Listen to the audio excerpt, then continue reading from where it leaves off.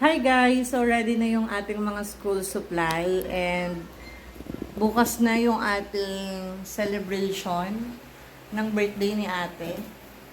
And syempre, birthday ng aking magandang ate. Mamimigay na rin tayo ng mga school supply. So ito, every year po namin tong ginagawa. Yan with bags. So may mga bags din tayo dito. So meron tayong 29 sponsor na mamimit natin bukas dyan sa Hillside Church. So, ayan, magpapak na tayo. Ilalagay natin sa bawat bag. So, ito yung mga bags nila. Ayan. So, sa bawat bag. And ito yung mga listahan kung anong grade nila, kung ano yung mga dapat nating ilagay sa mga bag nila. Diba? May mga grade 1, kinder, grade 2, grade 3. Meron tayong K-12. Tama ba, Joy? Meron tayong K-12? K-11 tsaka K-12. Tapos meron din tayong grade 7 tsaka grade 8. So, yan. May mga crayons tayo. Yan, mga lapis. Tapos papel, notebook. Then, kompleto naman tayo, guys. And, alam ko, pupunta rin din yung ibang sponsor. May mag-sponsor bukas. Hindi ko lang alam kung ano yung dala nila. So, thank you so much po. Yan, inuunahan ko na po kayo sa mag-sponsor bukas na malaking tulong po yung ibibigay nyo para sa mga bata. So, ayan, samahan nyo kami guys na mag-pack ng mga bags para po sa kanila. So, bukas din magluluto kami ng spaghetti tsaka pansit. Yan, papakain din namin sa kanila. Alright, so ayan, katulong ko yung aking kapatid. Ayan, hi Joy! And syempre si Ate Jillian. Ang birthday niya talaga is August 19. So, hindi kami naghanda nun. Sabi ko, medyo busy. Ayan, tinitigyawat na nga ako sa busy and puyat.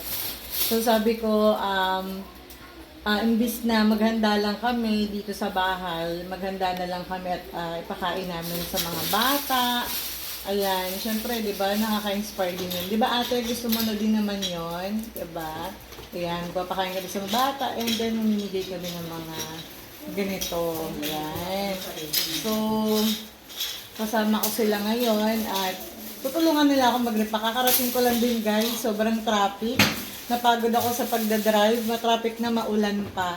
So, haggard na haggard ang lola nyo. Pero, syempre, dahil ito'y tungkulin, ito'y galing sa Panginoon. So, gagawin natin ngayong gabi. So, I hope po na ma-inspire din po kayo. Hindi po hadlang na yung kahirapan. Hindi porket mahirap tayo, hindi na tayo pwedeng tumulong sa mga kababayan natin na nangangailangan. Hindi lang po lahat ng mga mayayaman pwedeng tumulong. Kahit din po tayo na kumikita, binibless ni Lord. So, pwede tayong tumulong.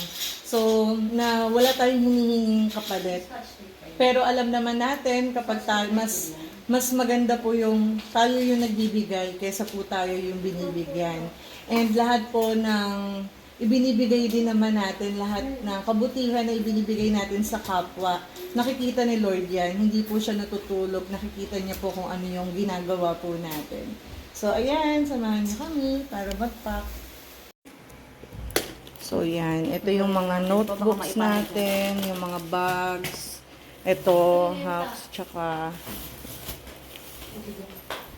ayan. So, tayo mga glue, crayons, yan, mga notebook. Siyempre, meron ditong Bible verse. Sabi sa Proverbs 10 verse 3, thank you, Sir Jimmy. Commit to the Lord whatever you do and your plan will succeed. O, diba? Saktong-sakto. So, ayan yung mga gunting natin. Ayan. So, mag-ready na kami. Kasi bukas maaga pa kami gigising kasi mamamalengke tapos magluluto. Yan. Thank you, Lord, for all the blessing and guidance. God bless everyone.